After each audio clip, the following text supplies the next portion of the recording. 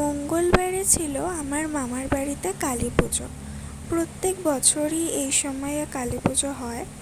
আর এখানে দেখো পুজো শুরুও হয়নি, সবে সরঞ্জাম চলছে, মানে সব গোছানো গাছানো এসব কিছুই চলছে। সারা রাত সবাই উপোস করে অঞ্জলি দেবে।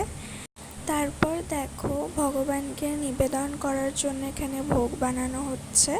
এখানে বানানো হচ্ছিল সন্দেশ আর লুচি, আরও অনেক কিছু ছিল যেগুলো অন্য ঘরে বানানো হচ্ছিল। তো এই কালী মায়ের প্রধান ভোগ হচ্ছে নারকোলের সন্দেশ, যেটা প্রত্যেক বছর আমার দিদা বানায়।